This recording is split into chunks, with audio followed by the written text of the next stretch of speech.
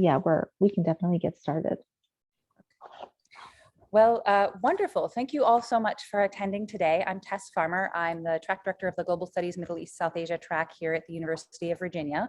We're really privileged today to have an amazing group of speakers and panelists to speak to the current issues happening in Afghanistan and to give us both contextual and historical framing for good ways to think about these issues.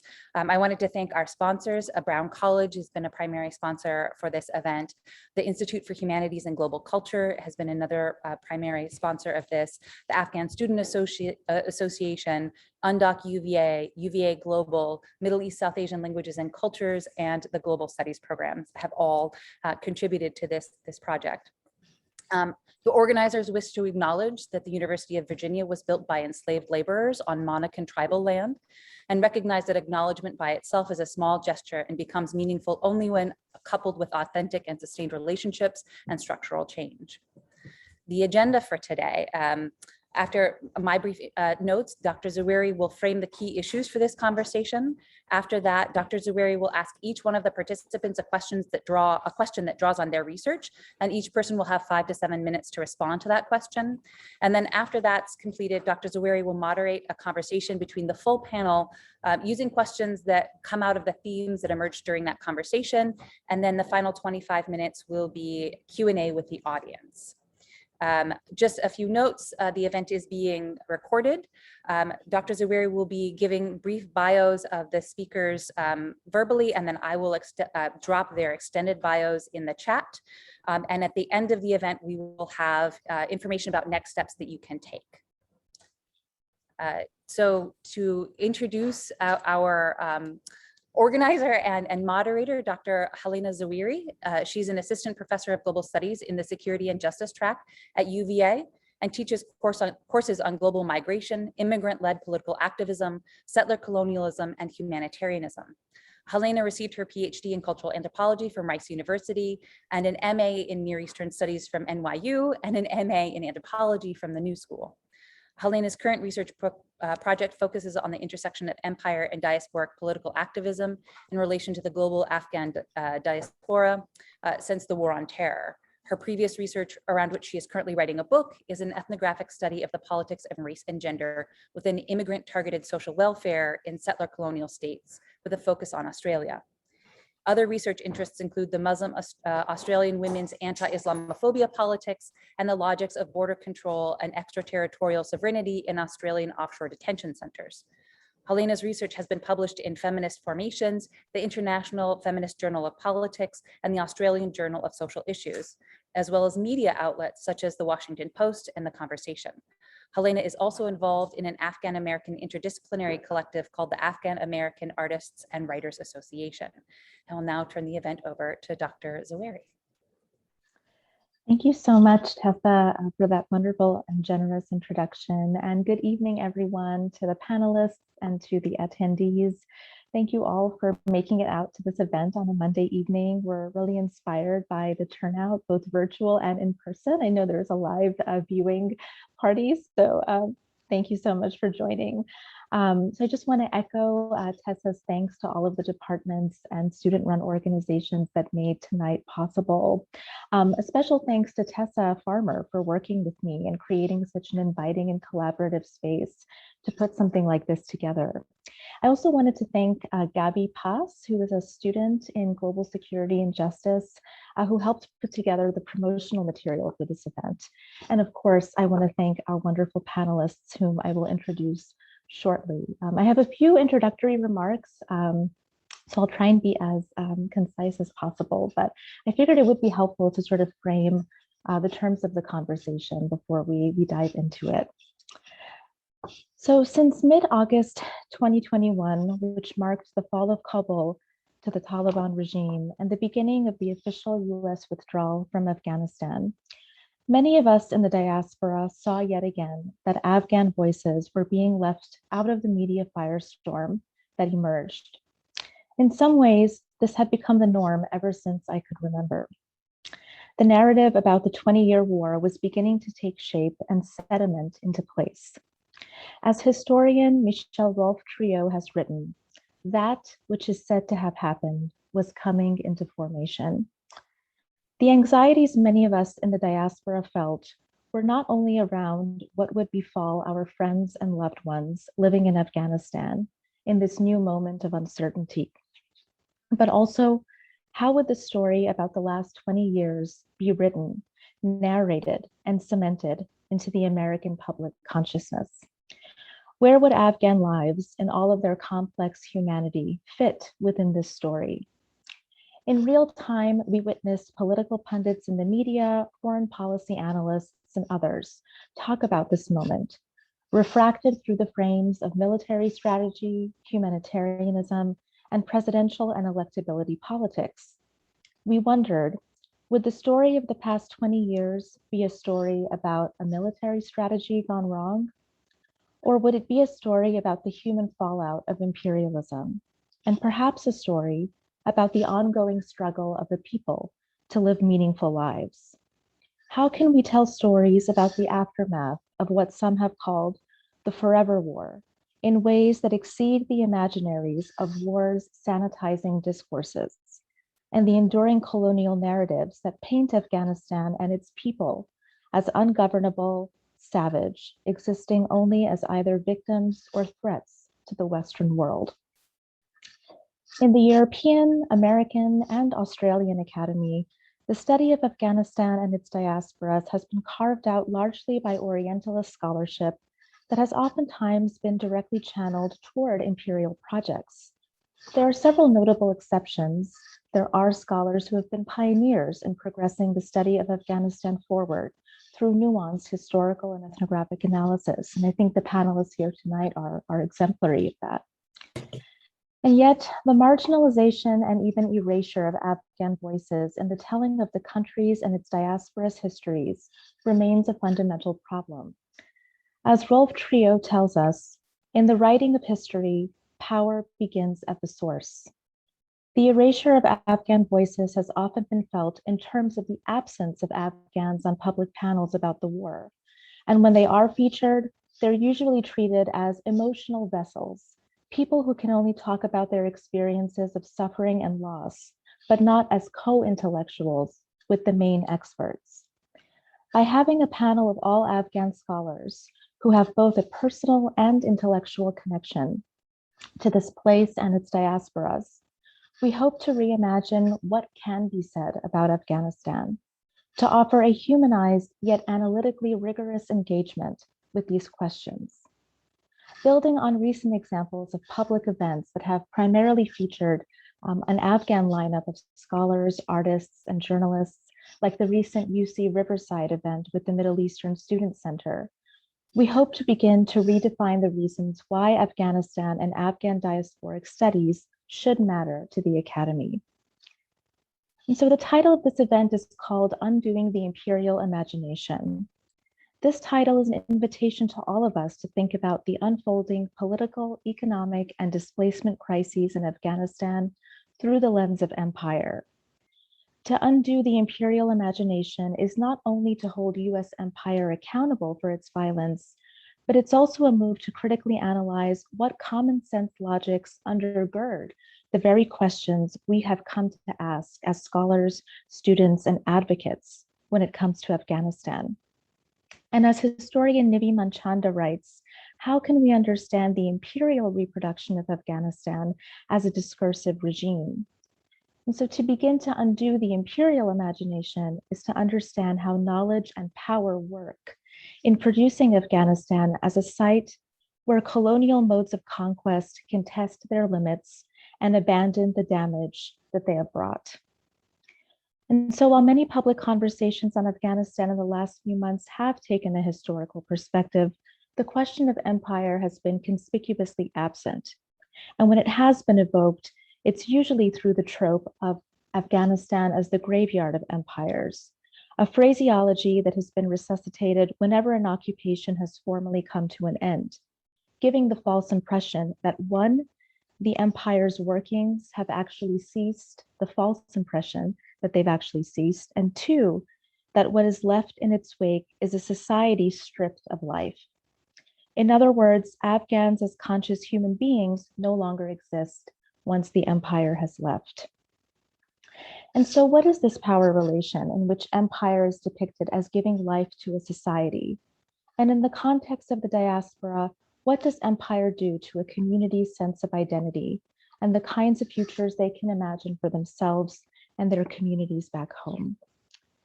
And so our panelists' work reveals that the historical record and the present day realities of communities compel us to rethink how an anti-imperial politics reckons with the reality that people in Afghanistan today deeply rely on foreign institutions for aid and support. And so how do we take that reality seriously while at the same time opening up the analytical and political possibilities around self-determination? And what can the social sciences contribute to the decolonization of Afghanistan studies and Afghan diaspora studies? And so with that, I'd like to introduce our wonderful panelists. And like I said, these bios are truncated bios. And so Tessa will share their expanded versions with you all because they're all such prolific scholars and they've done extraordinary work. So I'll begin with Wajma Osman. Wajma Osman is an assistant professor in media studies and production at Temple University. In her book, Television in the Afghan Culture Wars, she analyzes the impact of international funding and cross-border media flows on the national politics of Afghanistan, the region, and beyond. She's also the co-director of the critically acclaimed documentary Postcards from Tora Bora. Her research and teaching are rooted in feminist media ethnographies that focus on the political economy of global media industries and regimes of representation and visual culture. And in her recent work, she extends these inquiries to the politics of representation of the war on terror with a focus on gender and sexuality discourses. I'll go next to Ali Ulumi. Ali Ulumi is assistant professor of history at Penn State Abington and an affiliated scholar with the Rutgers Center for Security, Race, and Rights. He specializes in Middle East and Islamic intellectual and cultural history with an emphasis on how the Middle East relates to and encounters the broader Mediterranean world. He received his PhD from UC Irvine. And he also works on the history of early astronomy and its use by Muslims in constructing the idea of the Islamic world. And he has additional research and teaching interests in empire and colonialism, modernity, and gender and sexuality. Ali has also taught at UC Irvine and Loyola Marymount University. So we're really lucky to have Ali joining us tonight. I'll go next to Morwari Zafar. So Morwari Zafar is an anthropologist and founder and CEO of the Sentient Group, a human-centered research, education, and training consultancy in Washington, D.C. She's also an adjunct assistant professor of Afghanistan's political history at Georgetown University. She's worked in international development, focusing on diaspora engagement, and is currently a research fellow at the University of Oxford's Rothermere American Institute. And Morwari has a PhD in social anthropology from the University of Oxford. And last, I'll go to Farkhunda Akbar.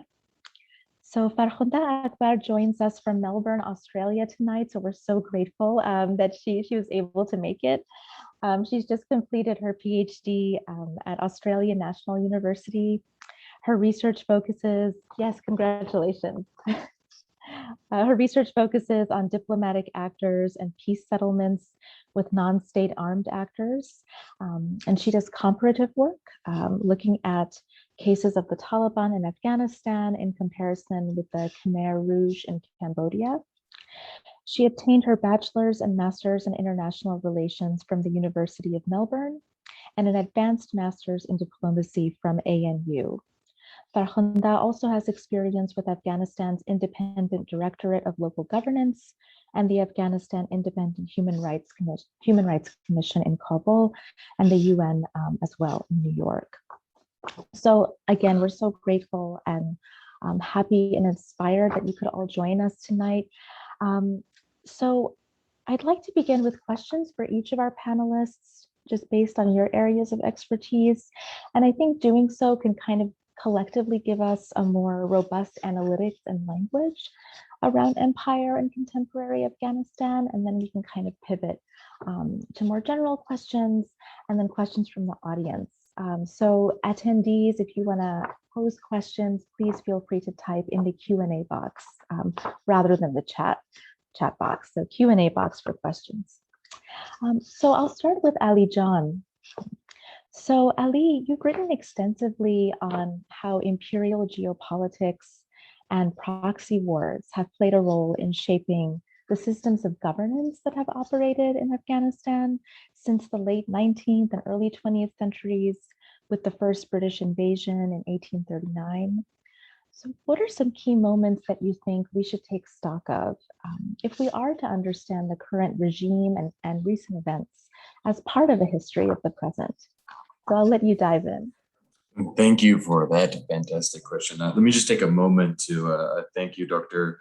Zawahiri, for the invitation, and to our hosts at the University of Virginia, Brown, and all the lovely sponsors. It's an honor to share this panel with all these lovely esteemed colleagues. So thank you all. To understand the Taliban, we need to place it within a historical context. We historians were context junkies. We like to point out that everything has a past, and that past can help make sense of the present. Afghanistan's modern history is shaped as a semi-colonial country, as a country that was caught between the British and Russian empires, respectively, as part of the Great Game. And so we can argue that from the very beginning, Afghanistan's origins is one shaped by colonial modernity, by the experience of empire. And in many ways, this sets the stage for Afghanistan's relationship with the international community.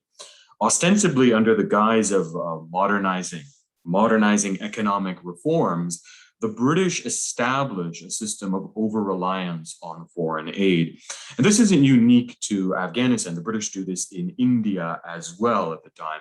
In fact, there's some amazing studies by people like Andrana Chatterjee that talk about how, for example, the British will abolish the Waqf system in Mughal India, and really under the guise of reforming its tax system, which undermines charitable foundations, local economic autonomy. So under this language of modernizing economic reforms, what ends up happening is that Afghanistan becomes economically reliant on foreign aid. The nascent government of Afghanistan draws revenue almost entirely dependent on foreign governments. This would continue for decades, from modernizing reformers to various kings and monarchs. All of them would experience Afghanistan within the context of a nation needing economic aid from elsewhere. And it becomes really the core crises of the Cold War. And endemic corruption is fostered as a result of this reliance.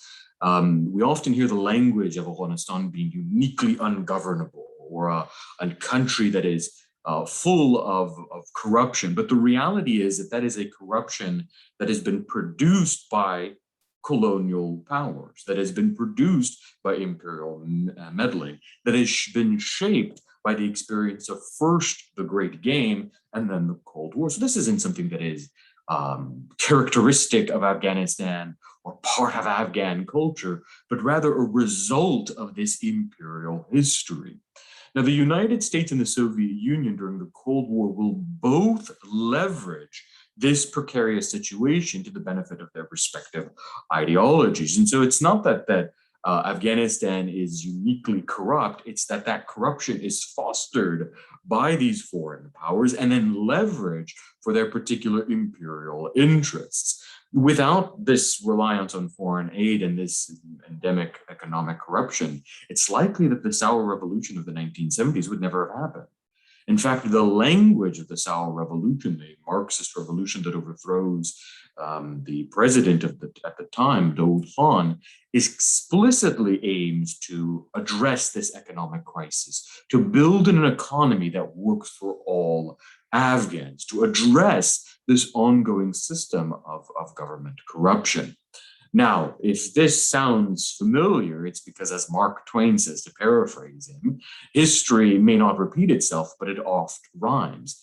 This is exactly the economic situation that the United States fostered post-invasion and occupation of Afghanistan. If anyone has been following the Afghanistan papers, they revealed the same historic corruption that we saw with the British, that we saw during the Cold War, in the post-invasion and occupation moment. Somewhere upwards of $1 trillion were flooded into Afghanistan. Where did that money go? Sure as hell didn't build schools. It didn't go to the ordinary Afghan. It didn't even go towards this vaunted progress. Instead, it went into the hands of a certain group of elites. It went into the hands of military contractors. It went into the hands of US officials, in many ways almost a process of double dealing, paying themselves for the occupation of Afghanistan. And so you have various officials, non-government organizations, contractors who are all interviewed in these Afghanistan papers that will kind of openly admit, yeah, this was a system of corruption that we fostered over the past 20 years. And that is the enduring legacy of imperialism. The United States didn't invent that system. The United States simply adapted it to its American imperial interests. It adopted what the British had done before, what the Soviets did after. And so there is a continuous history of imperial meddling that shapes the economic situation in Afghanistan. And in turn, it gives form to the types of government that come about. The Taliban then can be seen as a sort of imperial, as a product of imperial-made chaos. While much ink has been spilled on the ideology of the Taliban, people trying to parse the nuances of Sharia law or trying to interpret various verses of the Quran as if that somehow gives us insight into the psyche of the Talib. In actuality, a more nuanced and robust understanding of the group can be reached by seeing them within this historical context as a product of imperial meddling, of the fostering of endemic corruption. Now, to be clear, this doesn't make the Taliban some sort of anti-imperial movement, but rather they are simply the latest iteration of a corrupt government reliant on international aid, produced by a global structure of international capital and enduring imperial meddling. Right now, we're watching as the Taliban are putting pressure on the United States to unfreeze Afghan money. In other words, the Taliban remain, just like the previous regime and the government before that, deeply reliant on foreign aid. Of course, this is a very brief intro into a very complicated history. We're talking about well over 100 years of imperial and colonial history and the rise of Afghanistan as a nation state. And I'm happy to clarify further in the sort of question and answer portion. But in summary, the best way to understand the Taliban is to place them within a particular historical context, to understand them as another manifestation of the long history of colonial and imperial meddling in Afghanistan that has shaped both the economic and government structure that Afghans have experienced over the past several decades. Thank you so much, Ali. That was incredibly insightful, especially this idea of the Taliban as a product of these larger sort of imperial structures that are set in place hundreds of years before. So I think that gives us a really good point of departure to kind of get into what sort of transpired in the wake of the sort of peace negotiations of 2020, which I know that Farkhunda John can speak to. So I want to kind of transition to some of your work, Farkhunda. So you've done a lot of work on peace settlement diplomacy and the failed negotiations of 2020 and how that sort of contributed to the collapse that we've seen in recent months, as well as you know, emerging challenges around engagement with the Taliban in this moment. So can you tell us a little bit more, kind of building off of what Ali John has put on the table, recent events in diplomacy and peace negotiations and how that's kind of contributed to the reemergence of this regime? Good morning from Melbourne. Thank you, Helena John, for important question, but let me first also take the opportunity to thank you and thank Tess for organizing today's panel. I'm also grateful to share a panel with the distinguished panelists whose work and research I follow and take inspiration. But let me take a step back, speaking about the current situation and how the so-called peace process failed, and here we are today. To look back historically, Ali did give us a really good background on how things worked or did not work, and how things have roots on the ground. Whatever is happening in Afghanistan today is a product of the past. And here, talking about peace settlement, I want to look back at the peace settlement efforts that have not resulted in any peace in the last 43 years that we, the Afghan people, have suffered from war.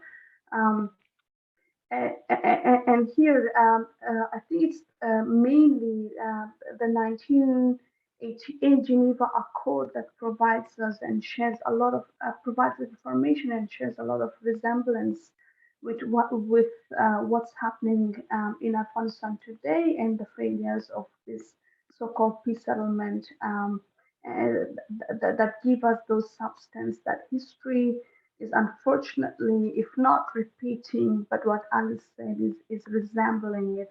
It's rhyming, and this is also evident from how the internationals have been dealing with the peace settlement in Afghanistan.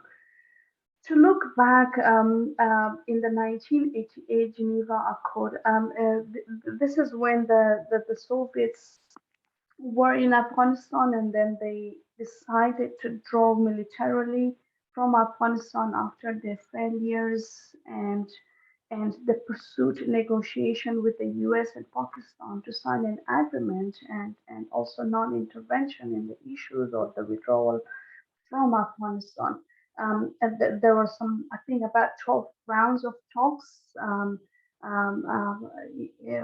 within that year, 1988.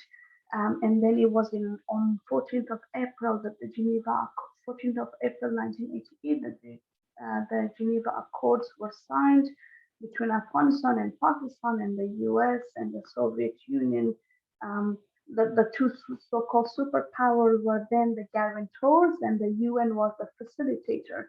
And that agreement consisted of the commitments to a withdrawal timetable of the troops, facilitate a peace settlement or peace talks among Afghans who are the warring factions, and then the two main actors, the US and the Soviets, to act as the guarantor, but non-interference policy was adopted that they would not sort of interfere in whatever policies or agreements with the two or the fighting factions was agreed.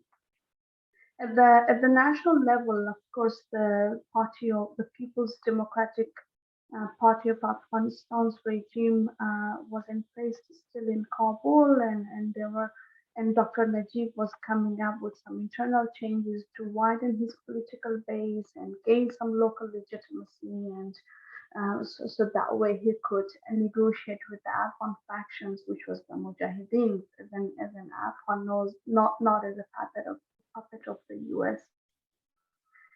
Eventually, the Soviet Union withdrew, but from this agreement that was made, no other aspect of that agreement was implemented.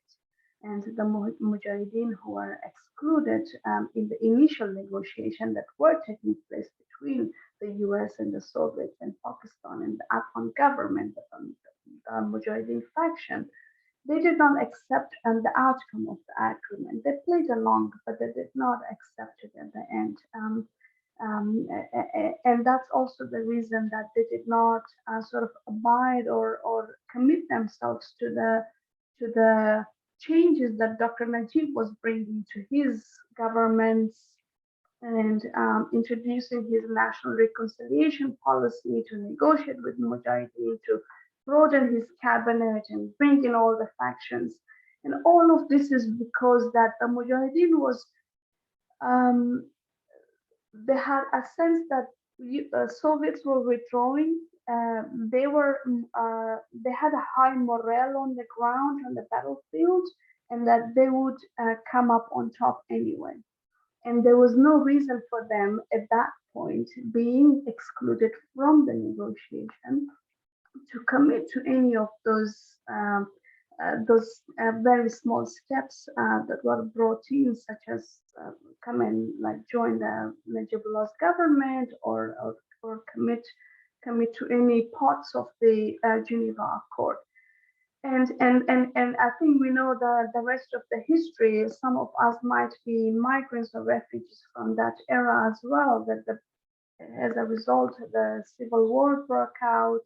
Different factions made it to Kabul. Once Soviet withdraw all of its troops from Afghanistan, the Mujahideen factions, I mean, they were one together when they were fighting, but unfortunately, as an Afghans, when it comes to peace, it's a different story. They started fighting each other. The civil war broke out in the 1990s, and the catastrophe that it brought to people, and the worst was the emergence of the Taliban's Islamic Emirate of Afghanistan, which we saw the second return on 15th of August. To fast forward that what that agreement has, or as a lesson for us or for Afghanistan, and then look at what the 29th of February 2020 US Taliban agreement. Unfortunately, it's a repeat of some similar mistake, as well as some new ones that resulted in failures of a peace settlement effort in Afghanistan. It's just that led us to recycling of the conflict, and we as the young generation have to watch that what can we do and what is next for us. But coming back to your question, Helena, on about the current peace settlement, the failures of peace settlement efforts, why it failed and where we are today.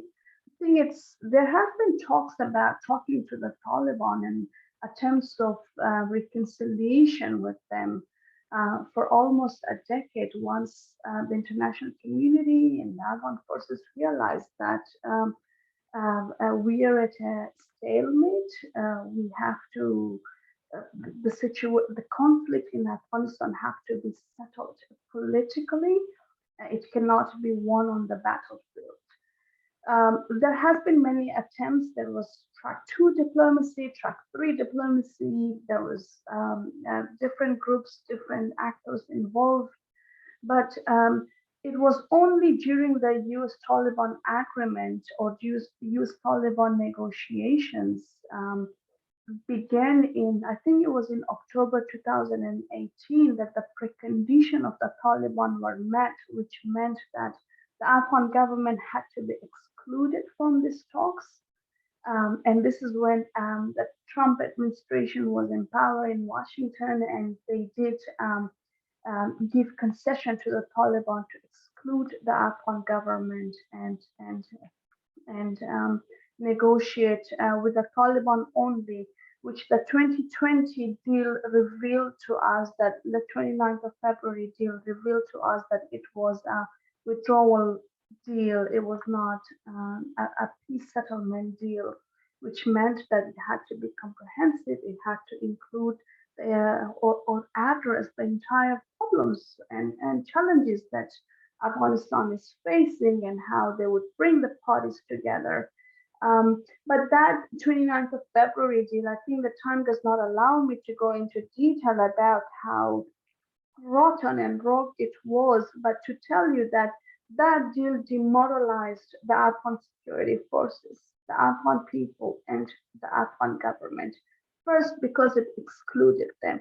Secondly, because it brought in commitments to Afghanistan and the Afghan government without having themselves present or their presence in those agreements. The government had to release about plus 5,000 prisoners. Some of them had a lot of roles in the suicide bombings, especially in urban areas, Kabul, Herat, Mazar, for example. And all of that gave or sent the signal or the message that the Taliban are going to come up on top. And also, let's look back and see that the war in Afghanistan are not won or lost on the battlefield. It's about cascade. It's about shifting alliance and pledging allegiances to whoever is in power, whoever you think would come to power. I mean, we have been at war for the contemporary war for 43 years. Superpowers come and go, but you don't have anybody. You have to survive. Your family have to survive. And here, of course, you would shift alliance when you think that the promises made is broken and the people who were behind you, let's say the government, the NATO forces, the US, they're going to leave you. What other option do you have than fighting along with the Taliban or not fighting the other side that you were in? I think here, what we saw to the fall of Afghanistan on 15th of August, and the dramatic change on shifting, which might be so rare in history, but it's only possible in Afghanistan, is for the same reasons that people have already seen. They have already had a taste and experienced the betrayal, the broken promises, and there is where people had to, or including security forces, the people themselves, that it's about their survival, because whoever was there, they're going to leave anyway, which ultimately happened. And I think just to quickly, I know my time is over, to quickly sort of look back at why, if the Geneva Accord in 1988 succeeded, I mean, we would not be in the place we were today. I want to look back at three main takeaways from how the Geneva Accord failed, and it unfortunately did not. Nobody learned from the lessons of the accord, and it repeated. And first was that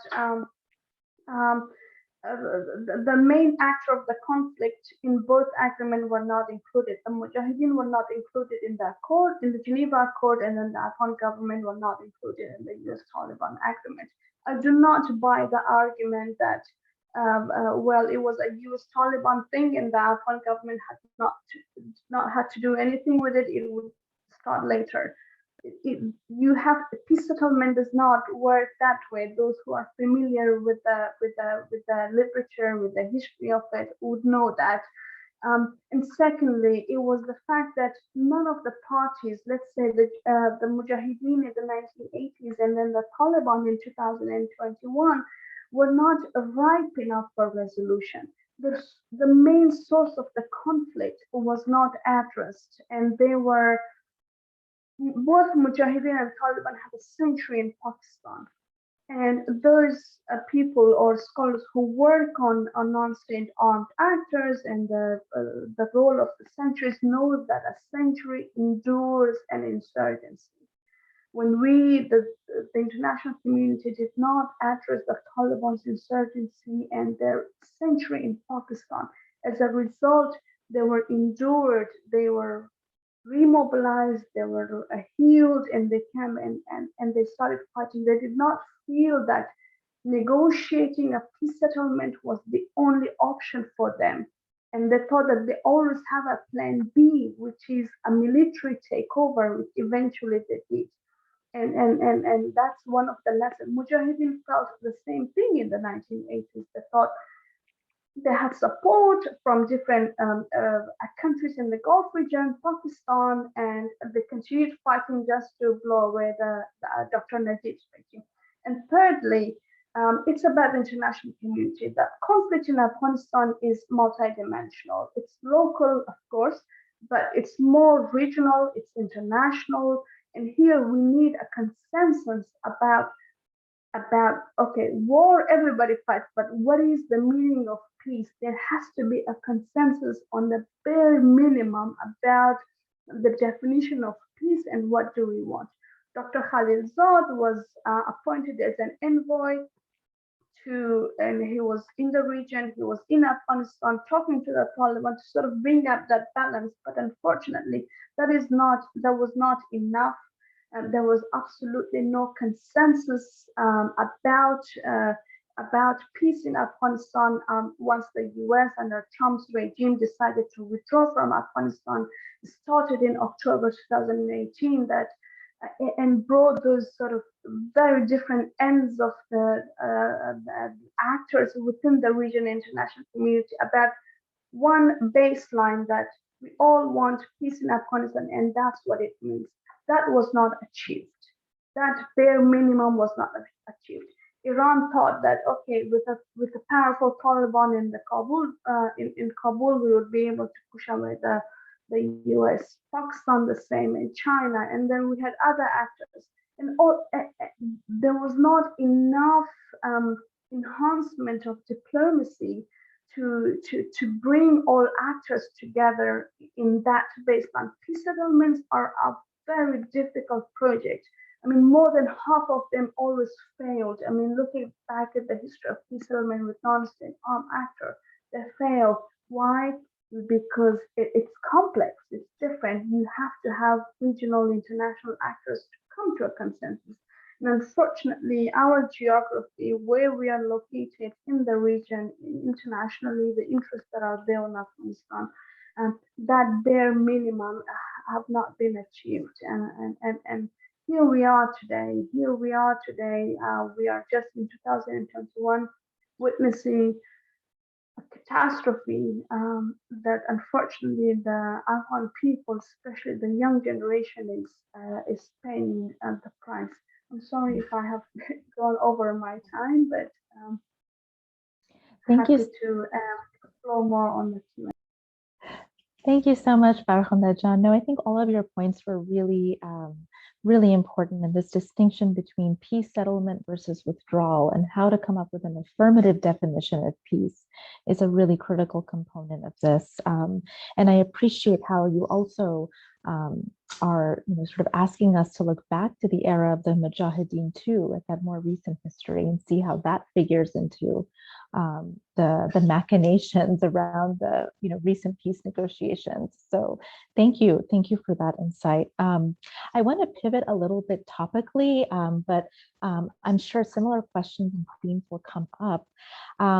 I'd like to ask Wajma to say a bit more about her work on the relationship between media creators and development aid in Afghanistan. And I think that what you've done for us through your book offers such a nuanced portrayal about the social realities of imperialism in contemporary Afghanistan through the lens of media.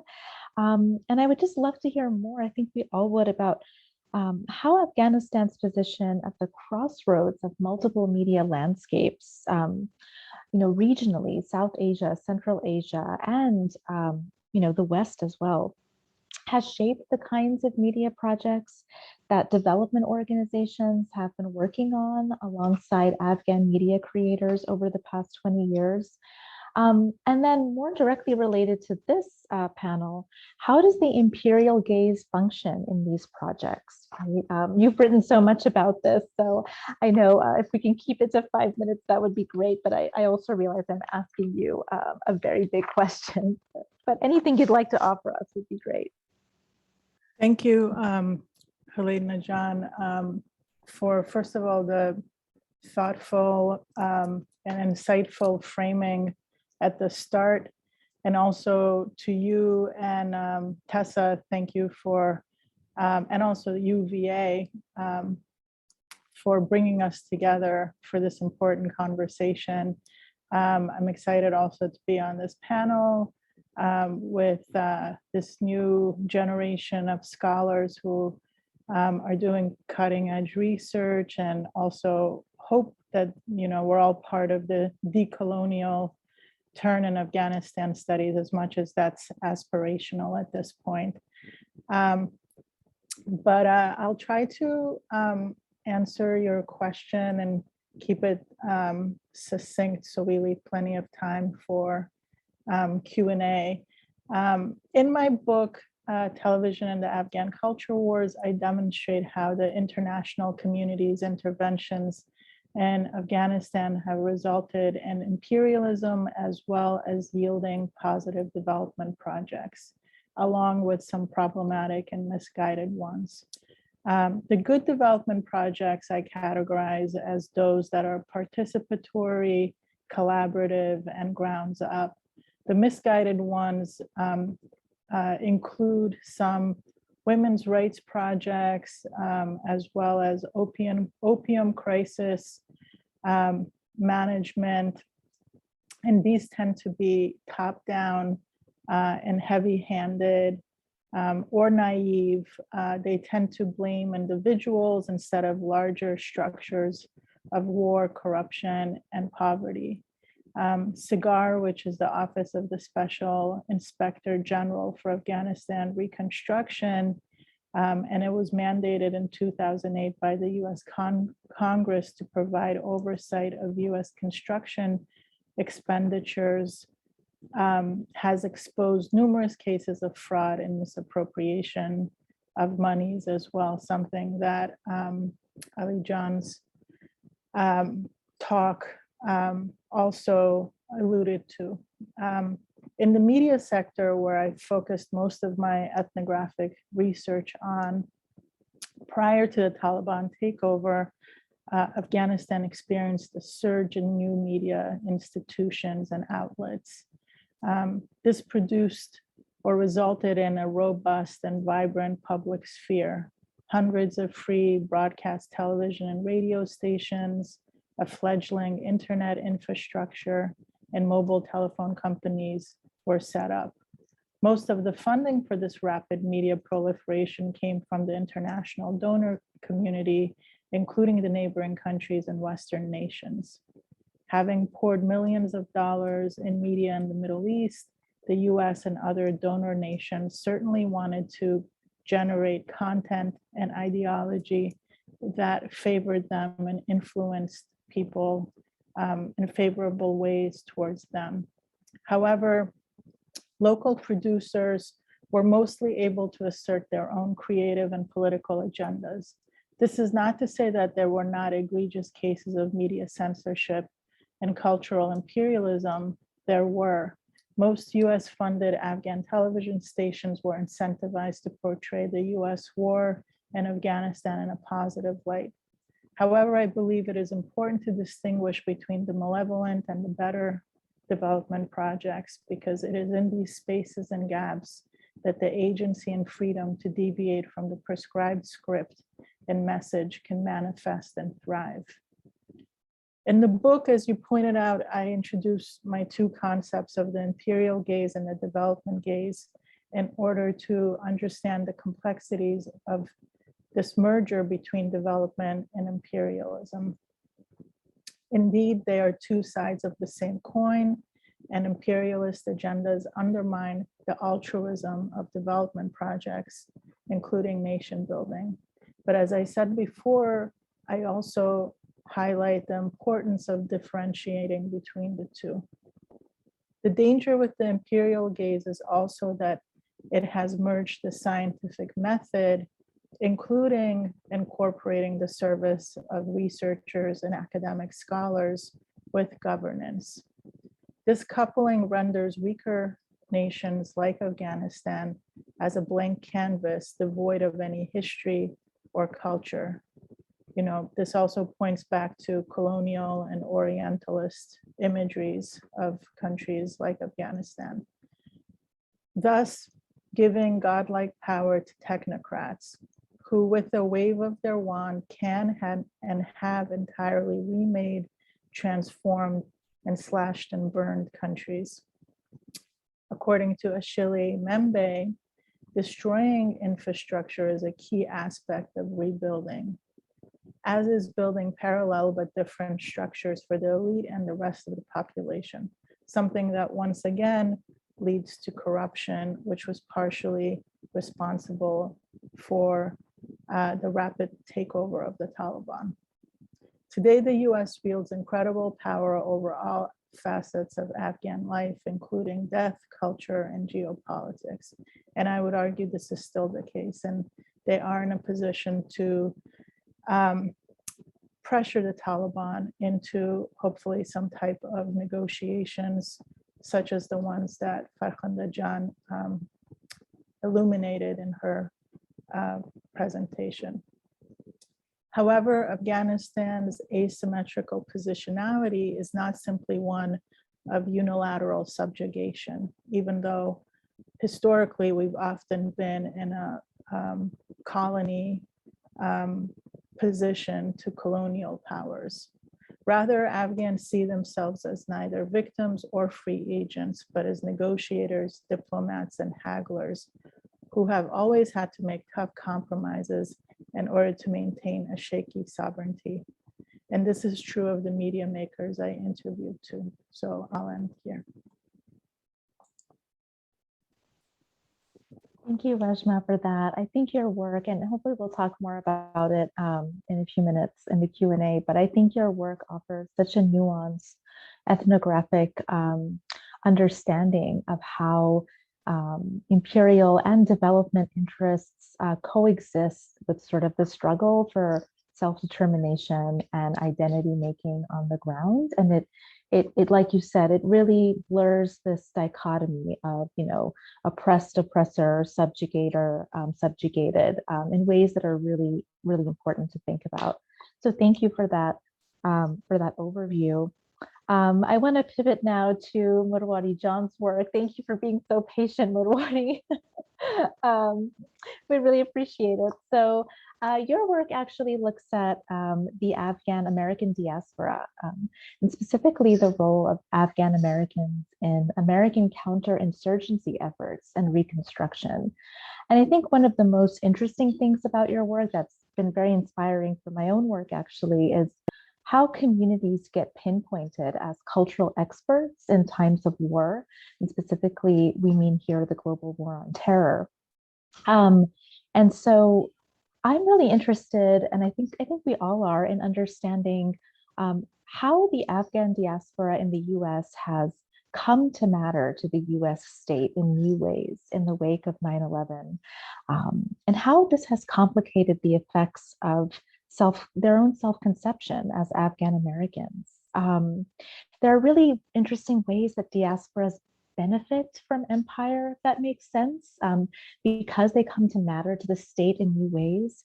And so I would love to hear more about how your interlocutors experienced that new kind of position that they occupied in the world post 9/11.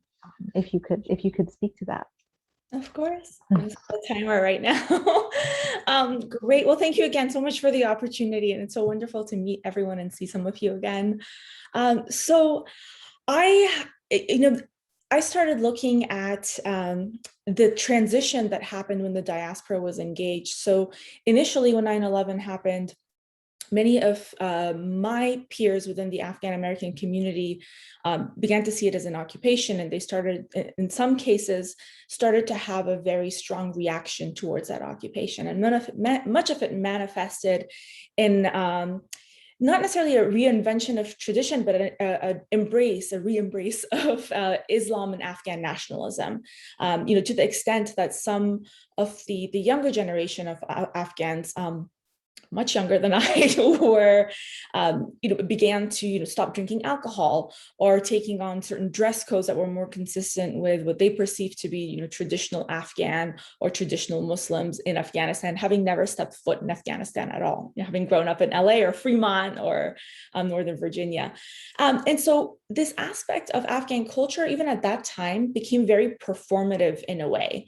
And then you transitioned within a matter of years to around 2006 when the US military strategy shifted towards counterinsurgency, which was predicated on understanding the human terrain, right? The human landscape in Afghanistan that was seen to kind of hold the skeleton key to solving the war. So solving the war, and as I continue, I may explain one other important aspect of this. Solving the war means that there's a problem of war. So culture in that way was used to define the problem, and then it was also used as a way to define the solution or the withdrawal. And I'll touch on both in just a second to see how that was actually worked out. So in the counterinsurgency period, as culture, like cultural expertise itself, became commodified by the military industrial complex, you had this profusion of defense contractors showing up in places like California and Northern Virginia looking for cultural interlocutors.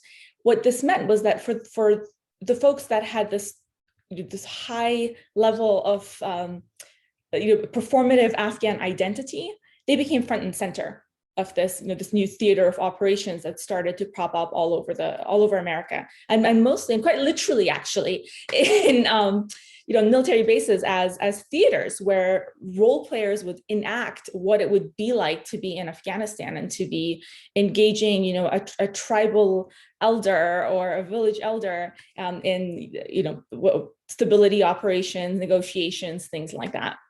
So to do all of that, right? So in terms of finding these cultural experts, because they became so lucrative, there was a market that was established for cultural knowledge. So within the diaspora, the folks that had disavowed, what was happening in Afghanistan as an occupation, now saw it, touching on your question, as an opportunity. Right? It was an opportunity to be heard. It was an opportunity to be rendered visible as a community, to not be, when I was doing my field work, one of the interviews that resonated the most and just sort of struck me in the bluntness of the way that this person identified themselves in America was, they said, "I'm not Arab," right? Because Afghans had been lumped into they're Middle Easterners, they're Arabs, they're this, and they speak Arabic. And so there was this distinction that no, we were Afghan Americans, and that was distinct from Arab Americans or any other Americans. So that allowed Afghans to have this opportunity to be rendered visible, right? Great. For a lot of them, I think, this is the ones that I interviewed, there was also this perception that if you started to work as cultural experts, right, the reason why this category was so important was that it was going to be a segue into what a lot of people wanted, which was a foot in the door into places like the DoD and the State Department to be able to actually get engaged in meaningful policy planning work, because many felt that there was an absence of Afghan voices on the very issues that that America was involved in Afghanistan, and they were not wrong, but it was not exactly the conduit that I think many had perceived that it would be. Oh, good, I have 10 seconds and I have like 2 more minutes to go. All right. That's totally okay. Go ahead. So to your question about how the interlocutors felt about being called upon as cultural experts, I think they felt that they were being productive. I think they felt that they were fulfilling a civic duty as Americans, right, to America, but also as Afghans to other Afghans, right, at least affecting some sort of change by contributing to an understanding of Afghanistan. Now, the challenge with this was that because when you make knowledge a product, it becomes like any product like water or shampoo. You have to make it, I don't know why I picked shampoo, but you have to make it innovative, right? It has to be, the knowledge has to be sexy. So in many ways, it was a lot of the Afghan Americans, many who didn't have experience with Afghanistan in and of itself, started to mystify it and orientalize it just as much as people within the think tanks or within the military. So effectively, they were saying exactly what they thought other people wanted to hear, and then performing that aspect of it on the military bases. And that was problematic in many regards. In 2 cases that I looked at in my research was the perception of bachabazi and corruption, which you've already talked about here. Bachabazi was seen, and this was actually done through a human terrain report, that it was a cultural practice, right? And by saying it's a cultural practice means that Afghans give it meaning. Therefore, it's a norm, and it's not. It's a form of pederasty and pedophilia, and it has been against the law as such. That it's practiced in Afghanistan does not render it a cultural norm. Right? That, and then corruption as well. So corruption became, well, that's just their culture. So just, bakhshish bite, or give bribes, and that's it. You can solve your problems. So it reinforced the very things that the U.S. was trying to, to not have happen in Afghanistan. Fast forward, what feels like 1,000 years, but we find ourselves in this final phase with the withdrawal. And if you guys recall, President Biden's, one of his first speeches was to say, look, it's not our fault, right? This is their culture. Afghans are not people that are not united. Afghans are people that are tribal, and effectively took everything that had been used to justify the basis of the war, used that as a way of justifying the end of the war and absolving America and the West of any responsibility. And I'll end there. Thank you for your time. Thank you, Morwari. I think there were so many points there that are really important to flag. So knowledge is a product, the ways in which the diaspora gets interpolated in new ways as almost these like heralded agents of the imperial project, and how that leads to the internalization of these Orientalist discourses.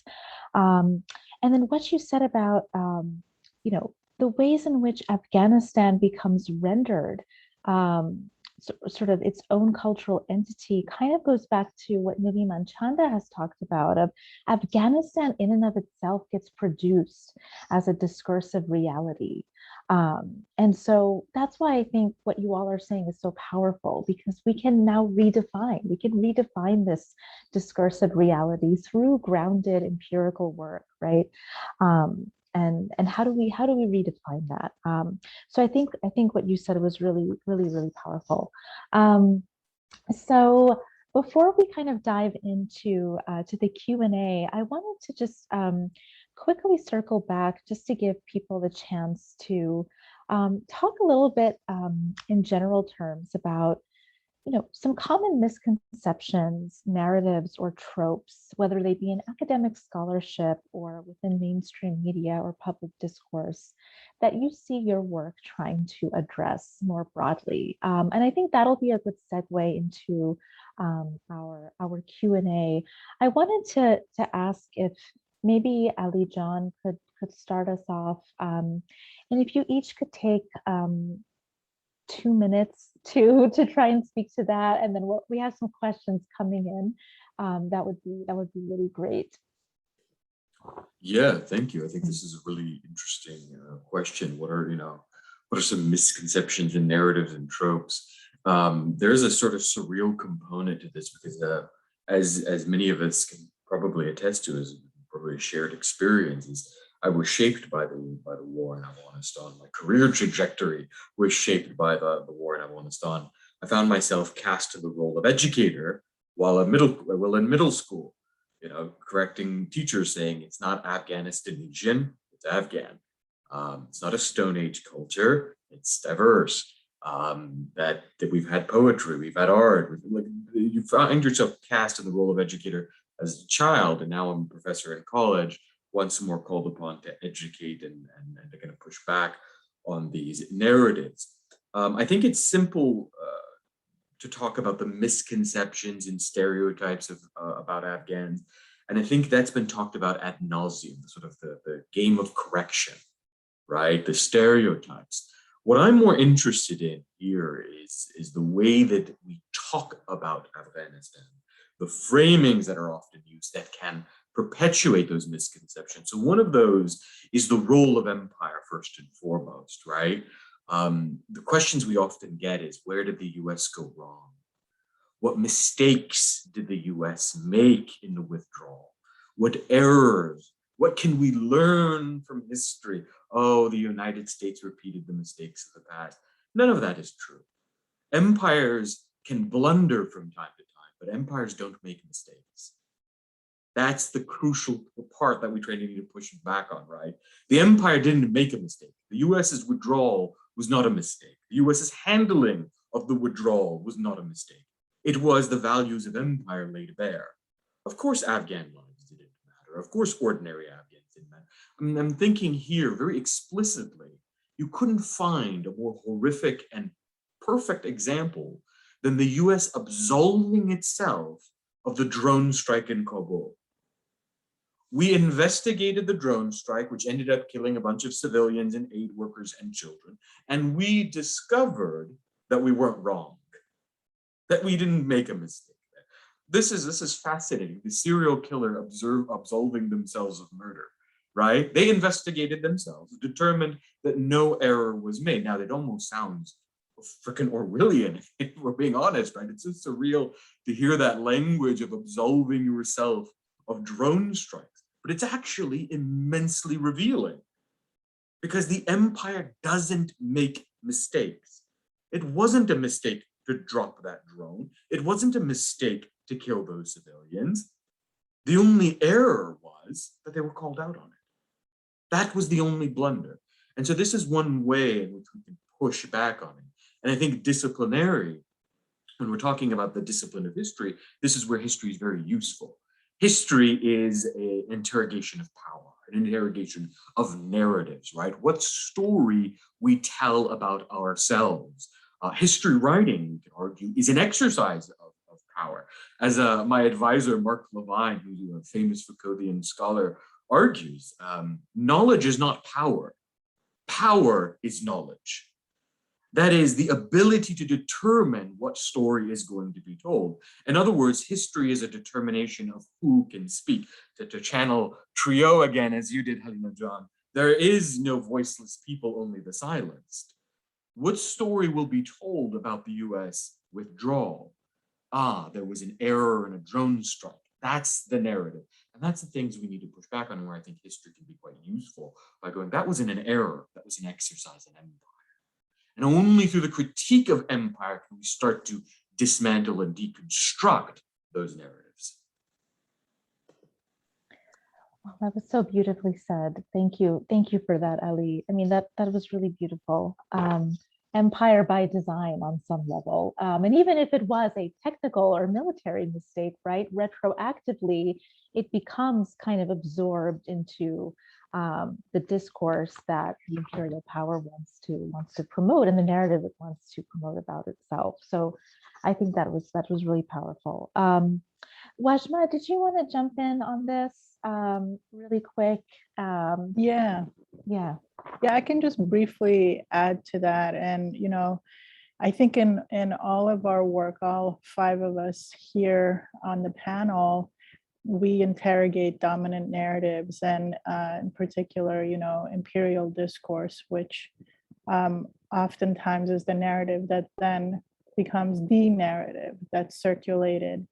And so for me, what motivated my ethnographic research was hearing over and over again in this canon, in this Western canon and discourse, that our culture is backwards, and that we're stuck in time, and that it's not static. I mean, that it is static, that there's nothing dynamic about it. And it, that goes back to imperial knowledge production as well, because if you think about both the USSR or Russia and the US, many of the same types of narratives laid the foundations for their interventions, right? Like, so they take credit for, oh, we saved the women. There was no human rights before us.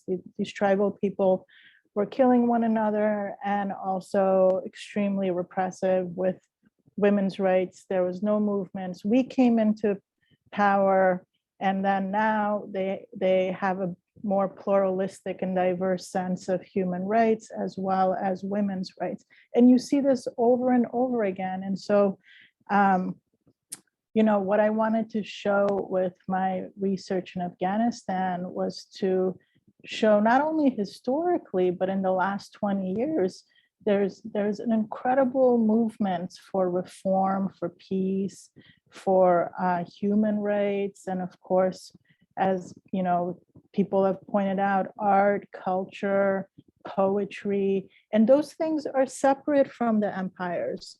We are capable of statecraft. We have had moments of statecraft. We are capable of, progress. And there, historically, there's evidence of that. But over and over again, it just gets, brushed under the proverbial, Afghan carpet. So I'll leave it there. Thank you for that, Rashma. I wanted to quickly pivot to Farhonda John and to ask, to kind of hone in on a specific kind of sub point of this question. And if you could just take a minute or two to speak about how you've sort of been addressing these misconceptions in relation to the Hazara community, which I know that you work a lot with in the Australian context. And so common misconceptions and misrepresentations and erasures of the Hazara experience in public discourse.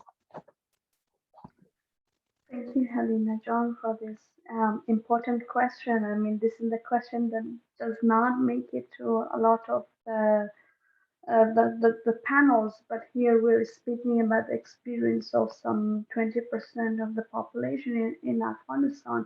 I think the misconception here is Afghanistan is a country, and the experience that the people have in the country, and then how we, the scholars or the academics, and let's say other professionals that work outside Afghanistan sees it, does not sort of address these very critical and sensitive issues that are happening within Afghanistan.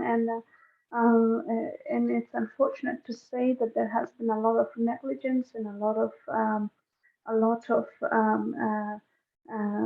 sort of a blind eye to some of the realities. But the good point is that today, within the new generation of the Afghan diaspora, not just from the Hazara community, but generally, there are voices that do see the realities on the ground and voice those realities. And here, looking at the Hazara experience, I mean, if all of us look back, there has been persecution, there has been mass massacres of the Hazara population historically in the modern history of Afghanistan, under different regimes, different periods. But the fact that the diaspora community and the young population from Afghanistan have been able to talk about it now, there are a lot of sensitivities, but the fact that there are some consensus on that, yeah, we can talk about this group of people within Afghanistan that are being targeted for their identities. And this issue is especially important now because as the Taliban came back to power in Afghanistan, and we have seen how the massacre and the sufferings of the Hazara people under the Taliban regime in the first period of the Taliban takeover in the 1990s. We know the 1998 Mazar massacre. My family is also a victim of that massacre. We had to leave Mazar Sharif in 1998, and there was some 12,000 Hazaras killed. There was 3 days of killing any Hazara moving in that city. And now we have this new generation emerging and talking to ourselves, among ourselves, that we cannot avoid or we cannot put a dark blanket or a black cloth on the issue of the Hazaras in Afghanistan. Let's talk about it. This is this group of people that are identical for their ethnicity, for their religious sect. The Taliban have been discriminatory towards them. There has been systematic discrimination against the Hazaras during the Karzai post 2001 as well, but there has also been a lot of gain, a lot of advantages that the Hazaras got in post 2001. But I think what we feel, I mean, I have grown up in a Hazara family, in a Hazara community, that post 2001 have been an era for us to relate, to feel that Afghanistan is a collective identity. Um, but what has been said to me or told to me that you're separate, you're inferior, you're discriminated against, you're never accepted as one. I myself have been fighting against that. That no, we have to fight for our country, and those experiences came from that misconception of the narratives that. And as an Afghan, I mean, our miseries are known to the world. It's huge, it's big, but within that, there are layers of how we see ourselves and how we do belong to each other.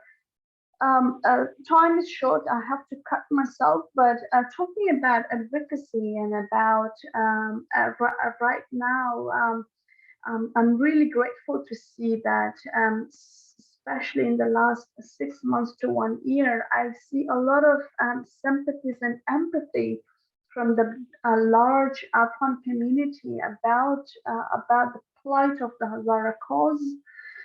We see that, yes, Afghanistan itself is suffering from violence, but the Hazaras in particular are suffering from more targeted and specific violence based on their identities. And here is the first time that we see, and it comes from the Afghan diasporas like ourselves, that they do see that difference and they do share empathy. And here, this is where we feel that our watandar, our countrymen, our own people do know what we suffer. If the Taliban kill you, or if the ISIS come and kill you in a maternity hospital just because you're a Hazara woman, here somebody else does recognize that you're being killed just because you're a Shia or you're Hazara.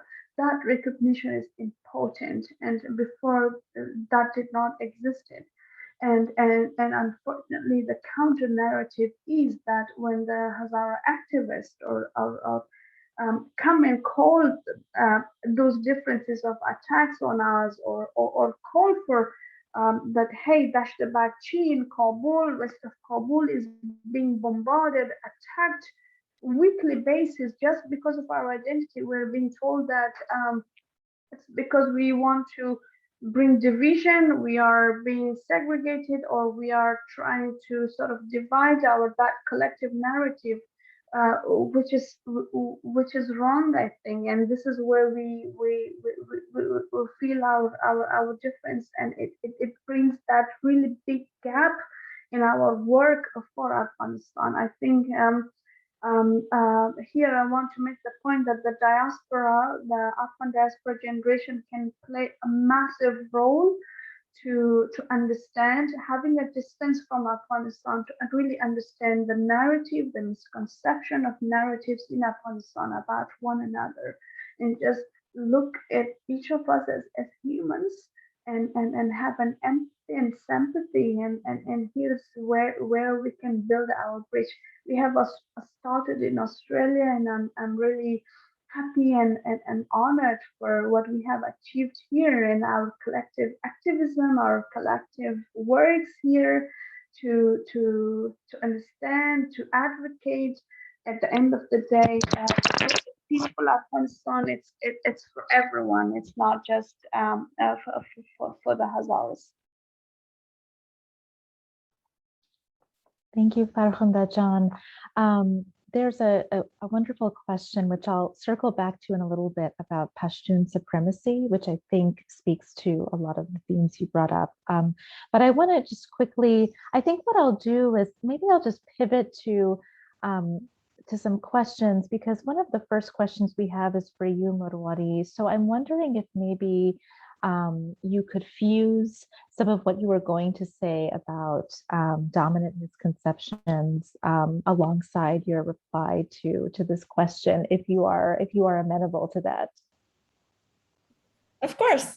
No okay, problem. Excellent. Thank you so much. The question. Here we go. The Frantz Fanon one? Yes. So I'll just say it out loud really quickly, just so everyone can hear it. I believe this is one of our students viewing live. They're asking, can you speak to the argument that Frantz Fanon makes that colonized people are forced to either defend a reified version of culture or to promise to modernize or improve their culture? Was there a conversation in the diasporic communities about this tension? It's a great question. That's a fantastic question. So I'll actually add to Fanon's assertion here. So to answer your question, was there a conversation? Not explicitly, right? Not consciously necessarily, but in terms of some of the themes and tropes about which the diaspora, rather my interlocutors, and I should say this, my answer is a representation of a research study. So it's based on a small sample. I can't speak to the entire diaspora, obviously.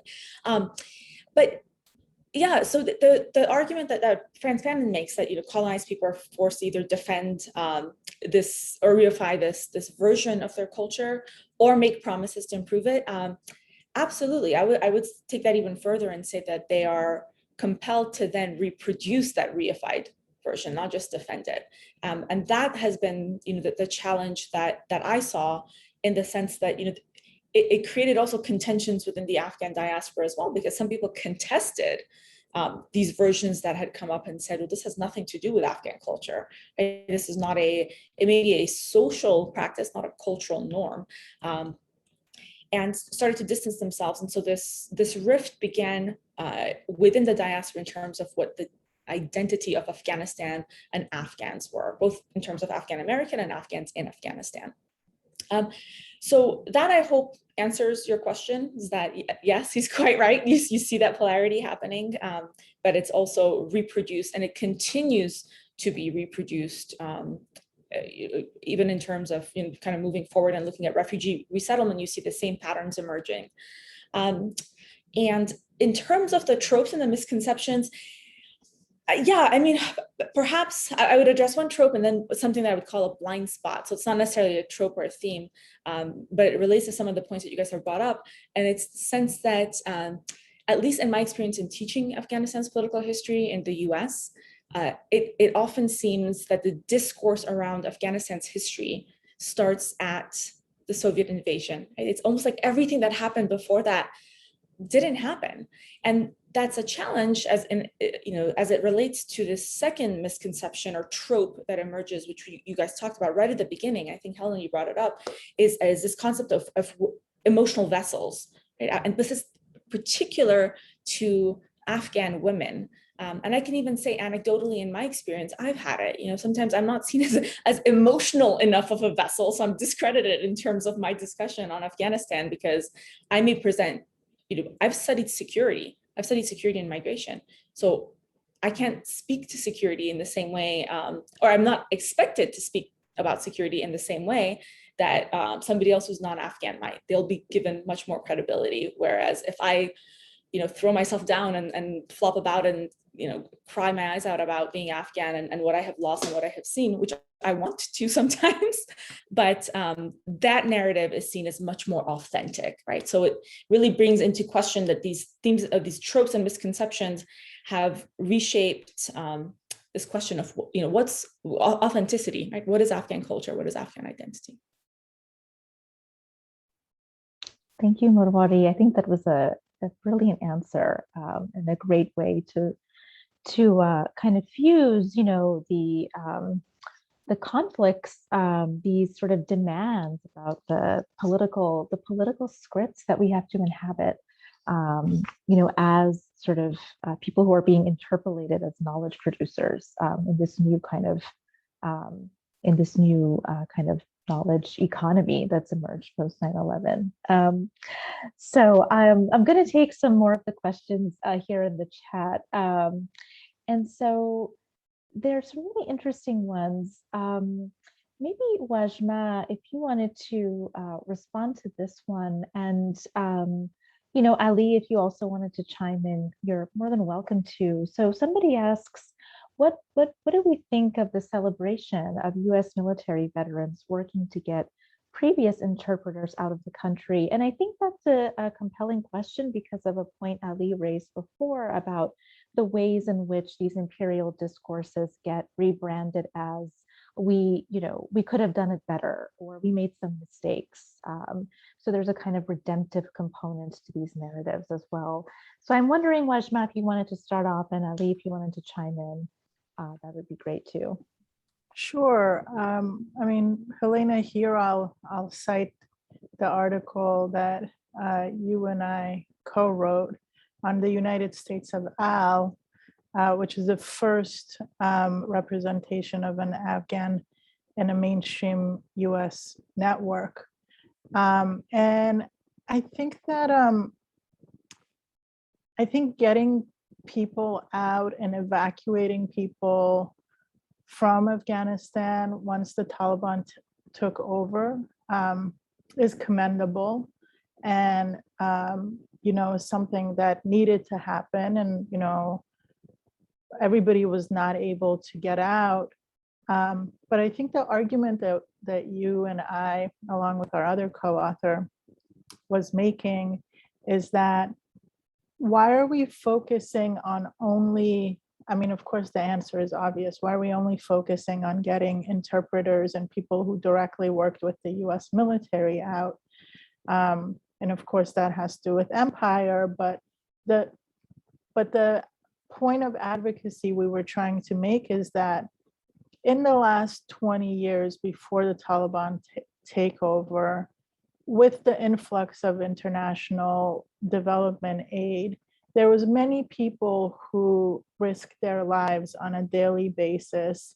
And those were the people that I interviewed, and other people on this panel have been in dialogue with, such as journalists, media makers, activists, so forth, who were trying to build a better nation and being extremely brave in making the connections between war and empire and corruption, both within Afghanistan and outside of Afghanistan, essentially creating a more democratic society. And those people also deserved to be prioritized. So you had the special visas for people working with the US military, but the argument that we were making was that, you have to cast a wider net because so many people were risking their lives doing incredible human rights and other types of reform work.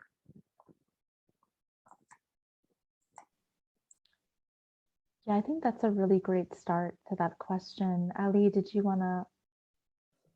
Yeah, sure. I think it's a really, really important question. It really speaks to the way in which empires redeem themselves, right? To paraphrase Edward Said, all empires imagine themselves as good empires, right? They're all doing good, they're spreading good. And so there's this whole language of evacuation, even the language we use, right? Saving Afghan lives, evacuating. What's missing in that conversation? The violence of borders. What are you exactly evacuating then? Right? But this is a imperial imposed chaos, right? Imperial imposed chaos that then is further exacerbated by the imperial bureaucracy. Afghans needing to be evacuated need to go through a process, SIVs, humanitarian parole. There's this whole process. And so when we talk about evacuation, it's a way of redeeming the empire without talking about the attending violence of empire that also exists in the quote unquote evacuation, right? Right now, tens of thousands of Afghans are waiting to evacuate. The United States is charging $575 per humanitarian parole. Somewhere estimates of 20,000 Afghans have applied for humanitarian parole, indicating that the United States has reaped $17 million from Afghan refugees in order to process them through their borders, an invisible line that doesn't exist anywhere on the map. That's the violence of borders that we need to talk about when we talk about evacuation, right? Because when we talk about evacuation, there is that redemptive quality, the image of redemption. Here, I'm thinking very specifically of the young baby that was brought over the wall, right? Oh, look, we saved this child from the crush of the Afghan masses, the mob. And yet we just recently found out, thanks to an investigation by brave journalists, that that baby is now missing. But the family has arrived in the United States. The baby that was brought over the wall, nobody has any idea where that baby is.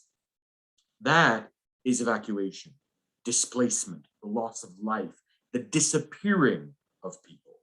But that doesn't get a fancy Hollywood story. What Chris Hemsworth is going to do is he's going to show up as the American soldier who's going to rescue his fellow interpreter, you know, from the barbarous Afghans. In addition to redeeming empire, what these images of evacuation often do is reify the spectrum of good Muslim, bad Muslim, as Imam Dani talks about, right? Who is evacuated? The good Muslim, those useful for the enterprise of empire, interpreters, people who've worked with the US military, contractors, etc., right? What happens to Afghan teachers? What happens to Afghan women activists who were not part of an NGO, right?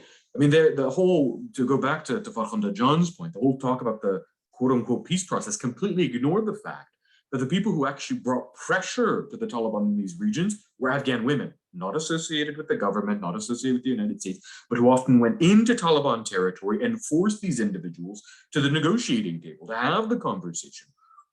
Where is their evacuation? And so when we talk about evacuation, we need to be very conscious. This is why Wajma John's work is so crucial here, right?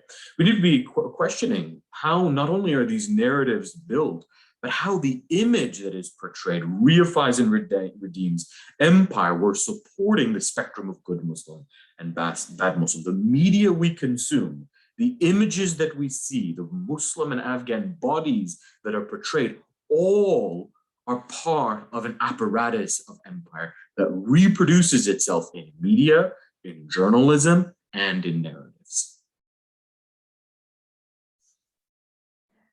Thank you, Ali John. I think your points about these regimes of conditional inclusion, and by that I mean the global border regime that is now like constituting the landscape of post-evacuation life for people, is a key part of this equation, right? What are you evacuating people into exactly? So thank you for bringing that up. And so I think that Morwari and Farkhunda actually wanted to also comment on this question. So I'll have them also speak to it. And then Tessa has a student who would like to ask a question live. So then we'll turn the video over to them after you both respond. So Morwari, did you want to go first? Sure, I'll keep it super brief. I just think anybody watching this should really start to unpack, what you hear and see in the media about these evacuation task forces that have emerged. I think the evacuation operations have been tremendously important. They've done amazing work. There is no question in my mind about that. But I do have some issues and I see some challenges with their rebranding as nonprofits now. So I don't know if, to the extent that you guys are aware, a lot of them have now incorporated as 501c3s, nonprofit organizations, and are getting donor funding to do more saving. The challenge with this, right, is that I feel like it's the classic white savior complex that's completely lost on the people that are doing it. And I understand why it's lost. It's because they're stepping in conveniently to make up for the failures of the US government. And so it's hard in that way, they're almost above reproach because they're, helping to save lives. But in my experience with some of these evacuation operations turned humanitarian operations, even the language, right, reifies this notion that, there are these infantilized populations overseas that they have to guide and help out of the country. I mean, to the extent that it's, they use terms like shepherds and flocks, right? And that has very strong Christian connotations as well. So I'll leave it up there and I'll switch over to Farkhunda John, but just, for you guys, that when you see these things in the news, really do engage with them and kind of dig in a little deeper, especially before you put your money to it. Thank you. This is hard to talk about. I listen to my colleagues, but talking about evacuation, I just want to remind everybody that evacuation for Afghanistan means that for the young generation who have invested themselves, their times, everything that they bet on, they have to leave. I grew up as a refugee, and I think my colleagues here have to, but here they have to start from zero, from wherever they make to, and that evacuation means. And I see my friend. I think that has been one of the hardest part for me to to to witness that their hard work in the last 20 years was dusted to zero because that evacuation, if the US is sort of or any other country is winning or is sort of satisfying themselves, hey, we're the worst thing is happening, we're saving Afghan's life, but that evacuation means that you bring people's merit, awards, and hard work to zero. They have to start from the zero level. And I see my friends, my family, and other and any other Afghan that they have to start from zero, whatever country they go to. And this is heartbreaking. We just have one lifetime, one life, and as um, here, the Afghan people, young generation, have had a hope in Afghanistan that they could invest themselves, their life, their time, their work to build their country. Today, those who are lucky, they make it to those evacuation lists. They are being evacuated to start from zero, and that zero is not where we all want to be in. And nobody's doing them a favor, but we are failing them. Everybody's failing them because those people who are on those lists want to live in Afghanistan. They want to serve their country. They want to change the narrative. They want to contribute back, and they want to change the fate that Afghanistan is facing. And I have seen my own family, my uncles, my father, anyone else that there was somebody in Afghanistan at one time, but once they become displaced, they left Afghanistan, they became zero, and they just have to look for a hope. They looked for us to go and contribute back to Afghanistan, and those people again are back to that cycle, and here, coming back to the topic of evacuation. We're not doing any favor, but we have to understand that what massive challenge the world is putting in front of a single young Afghan girl or a boy educated within Afghanistan or outside, bearing this huge responsibility on their shoulders about their failed country to go and do well in another country. The picture behind me is the schoolgirls from my hometown in Daikundi, secondary school girls who are not allowed to go to school anymore. They're not in anybody's evacuation list. They just can't go to school, and they're imprisoned in their own homes right now. And this is the consequences of the policies, the politics of our governments and the international community. I think I just don't have any words to encapsulate and to capture the sadness, the pain, and the miseries that is affecting every single person in Afghanistan and in the evacuation or beyond that list that we are facing. And let's just think very deeply about what Afghanistan is going through and its people. Thank you for sharing that, Farhana John. I think that was powerful because I think not only does war sanitize lived experience, but I think academic scholarship also sanitizes it. And so I very much appreciate you sharing that with us. I really do. And I think we all on some level, right, can identify with the horrors of the past few months in a lot of different ways. But I'm really happy that you were willing to share that part of your experience with us. This is the human fallout of imperialism, right? This is what it is. So if you all are okay with me pivoting to another question from a student, I will ask Tessa, would you like to share? Oh, all right, it's my turn. Hello, I was wondering, what do you think an authentic Afghan government would look like in its form and such? Thank you for that question. I think that's a really interesting one because we have talked a bit in abstract terms about self-determination and sovereignty, and I think it would be useful if anybody is willing to talk about it.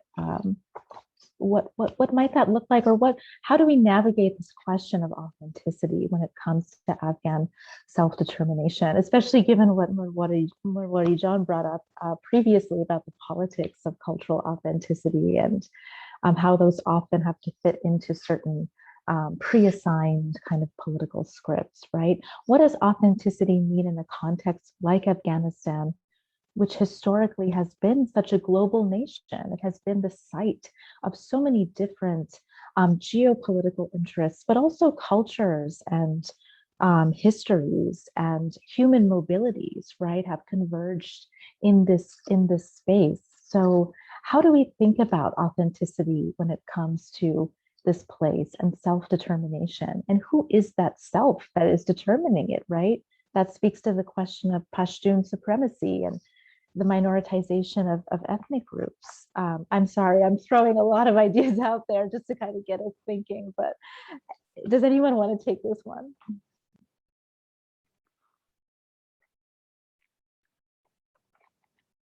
Sorry, Farkhunda, I see you unmuted yourself, so. Yeah, I'm happy to go on. Look, just looking back at the modern history of Afghanistan, we have had some 5 to 7 different constitutions, different regimes, even in our own lifetime in the past 20, 30, 40 years. And here it says that legitimacy, the source of legitimacy have always been a question in Afghanistan. The ruler, even people who talk about the golden era in Afghanistan, but here there were people like my own ethnicity, the Hazaras, even beyond that, lacked the sort of a recognition that they wanted to have to be involved, included in an inclusive Afghanistan. I think from now onward that we have experienced some 20 years of so-called democratization of Afghanistan, a democratic era, be it whether it was a sort of mimicked or practiced genuinely, but that opportunity gave the people a sense that they can elect the representative. Here they have a voice. They can have their voice heard. An inclusive Afghanistan is the only way forward. Legitimacy in the government has always been lacking in the history of Afghanistan since the Afghan state have been known or recognized. Go back to history, and then you can sort of understand this question or this narrative that a lack of inclusivity challenged legitimacy of the Afghan government. If we have a government in Afghanistan that is inclusive, all stakeholders, actors from diverse ethnic groups, religious sects, and as well as understanding or balancing the international dynamics and dilemmas on the stakes of Afghanistan is addressed, this is where we can have a legitimate government that can last. Why government fall one after another in Afghanistan? Why superpowers, empires are able to challenge legitimacy of the Afghan government? I think all of this is related back to having a weak state, a weak government, and here I think now that a large population of Afghanistan is young people. We are being educated, exposed to the world, post 2000 world. This is where we can rebuild this narrative and challenge that concept about who can govern Afghanistan. A stable Afghanistan is an Afghanistan that everybody is involved, all ethnic groups have a representative, they could see themselves in it. But it's sad to see that how the Taliban announced the government showed to us that it's just a repetition of what they have been in the past, and I'm sad to see that this is just another recycling of the conflict in Afghanistan. Unless and until we have an inclusive government, who every Afghan person can see themselves within that government, is not a stable Afghanistan, because somewhere or another the challenge will emerge. Thank you, Farhunda John. We have some other questions here in our Q&A in the chat. So Adam Alimi writes, and this is actually a good way to connect to what Farhunda also brought up. So with the pullout of the US from Afghanistan, not just in military terms, but materially as well, how do you reinterpret the Soviet engagement? Does it signal a different empire, perhaps a progressive empire, given that it supported Afghanistan till its very end, i.e. the Soviet collapse? And how does a framing of US empire in the end of history explain failure in Afghanistan? I'm not sure if Wajma or Ali wanted to take this one. I think it's an interesting question, because when we think about Soviet engagement, we think about it in a very particular historical moment. So I think this question might be a good opportunity to think of it outside those historical bounds and maybe in the contemporary moment. Yeah, I can take a crack at it. Soviet engagement started before the Soviet invasion of Afghanistan, and it continued after the Soviet withdrawal of Afghanistan. It doesn't make us rethink the Soviet engagement, really. In the 1950s, the Soviet Union was involved in the development of the Solang Pass, in the same way that the United States was involved in the Helmand Valley project. In other words, empires ensure to protect their interests. The Soviet Union, while certainly not an empire to the scale of the United States, nor perhaps as disastrous as the US empire, was just as bloody, just as violent, and ensured that its interests would remain. I think here of the way in which the Soviet Union removed Babrak Karmal from power, ensuring that Najibullah would remain as a way to ensure their foothold in Afghanistan. When Najibullah promised to create an inclusive government that included a close monitoring by the Soviet Union, and ensuring that any party or intelligentsia that would participate in the government did not speak out against the Soviet Union. That was one of the main tenets. They said, if I remember correctly, you can't be a Zionist, you have to be anti-colonial, anti-imperial, with the exception of being pro-Soviet. So there was like a very clear little footnote thrown in there that, oh yeah, we're anti-imperialist, but you must be pro-Soviet Union and Soviet interests in Afghanistan. This is a challenge, of course, because the Soviet Union is a very different type of empire than the type of empire that we see in capitalism. Yet, nevertheless, it's misleading to think of the Soviet Union as a quote-unquote progressive empire, that it was extending benevolent aid in order to support the cause of a global proletariat.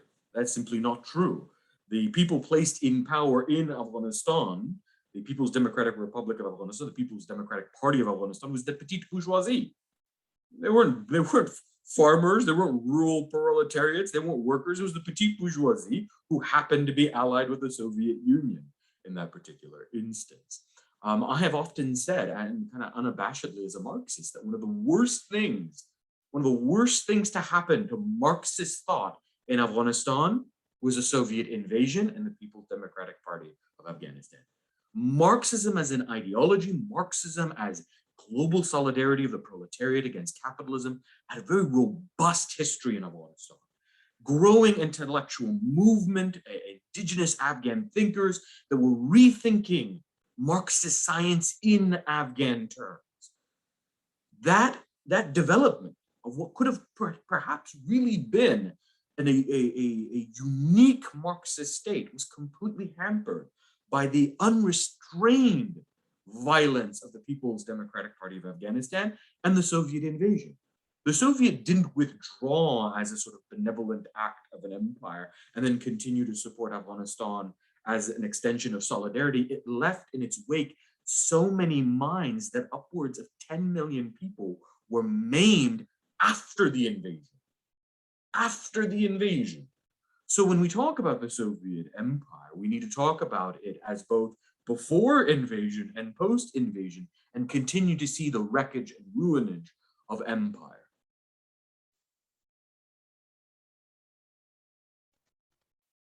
Thank you for that contextualization. I think your point about being careful to distinguish between how empire works under regimes of capitalism versus communism is so important. We don't talk about that enough. So thank you for that. And yeah, that history of Marxist thought in the country is also very easily dismissed.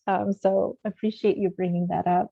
Washma, I don't know if you wanted to add anything to that, but up to you. I think that was well said, and we don't have, in the interest of time, we can move on and get another question in. Okay, sure. I think Tessa has another question from a student at the viewing. Hi. So what role did the growing media environment during the 2000s sort of play in conceptualization of national identity and sort of that vein? I'm not sure how to best word that. No worries, so, Washma. Yeah. Yeah, I'll take that one.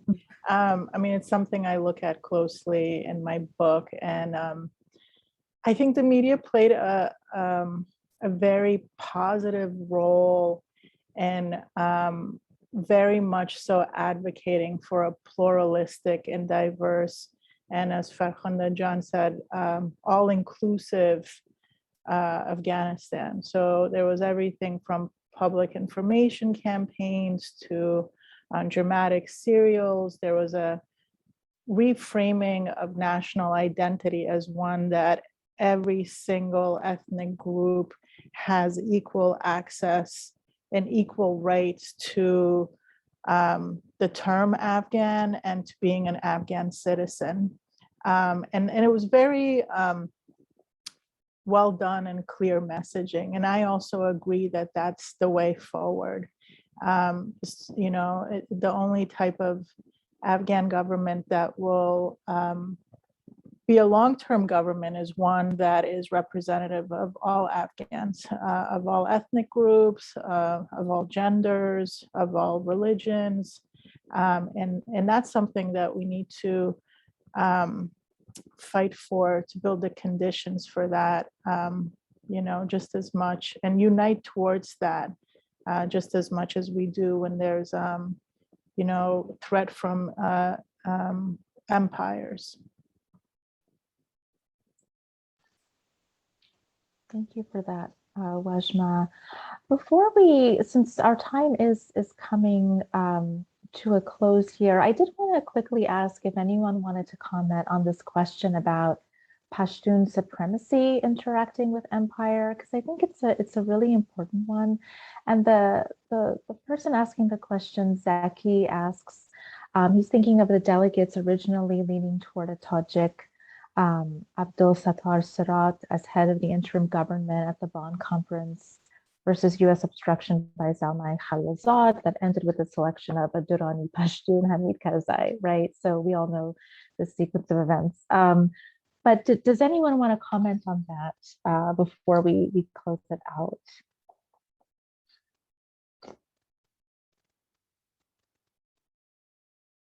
Ali, I saw your head nodding, but I know you've been speaking a lot, but if you would like to, feel free. Yeah, no, I don't want to dominate this panel at all. So if anyone else wants to speak, if no one else does, I'm happy to make some minor comments.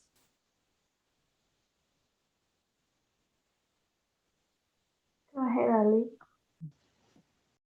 Okay, just real briefly, because as much as I love the sound of my own voice, it's been heard a bit too much tonight. Yeah, I think this is a very complicated question that deserves like its own entire conversation about ethnicity in Afghanistan, because there's two things to be aware of. First and foremost, the way in which certain groups are then allied with imperial powers has a long history. The British choosing a particular ethnic group or quote unquote tribe and then working with them.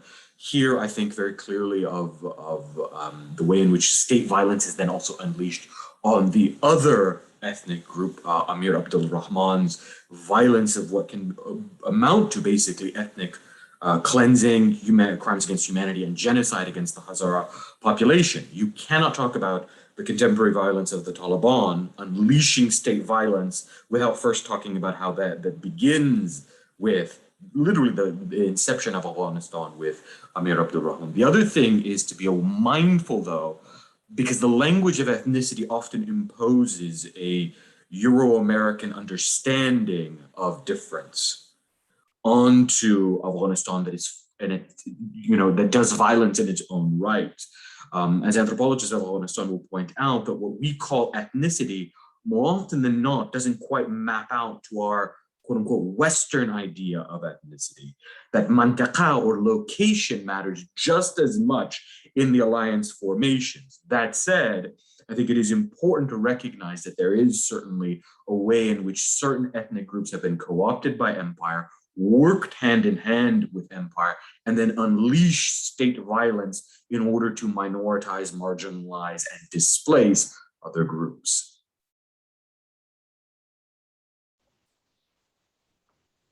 Yeah, I think that's a really key point. Morwari, did you want to say Yeah, something? no, I think you hit the nail on the head. I was also going to just add one more dimension that I think sometimes gets overlooked in these discussions of supremacy, and that's class.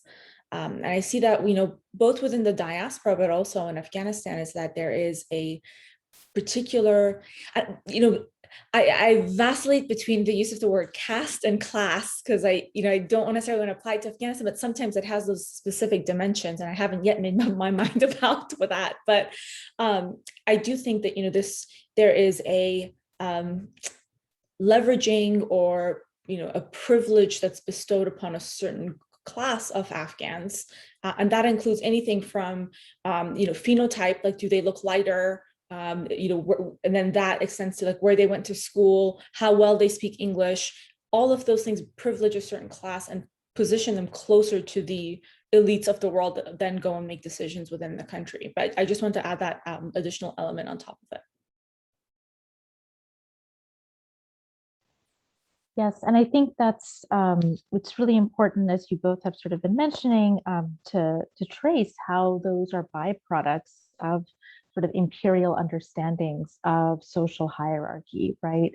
Even with gender and sexuality, right? These gender categories that get sort of imported into Afghanistan and then get sort of remade in all kinds of ways, but how that's tied to larger imperial structures is key here.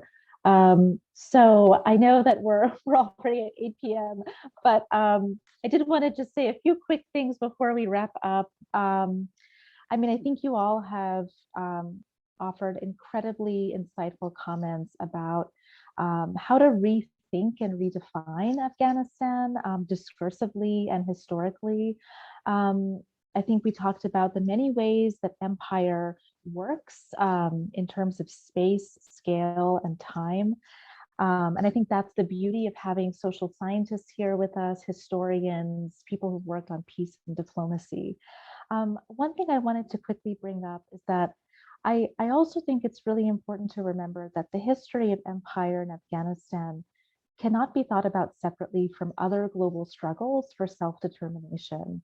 So how do we think about this history and the history of US empire and other empires in this region as deeply connected to the US settler colonial project, the Australian settler colonial project, and the ongoing violence worldwide toward Indigenous, Black, and migrant communities, right? These are interconnected, not only in metaphorical ways or because they have similarities, but in real material ways.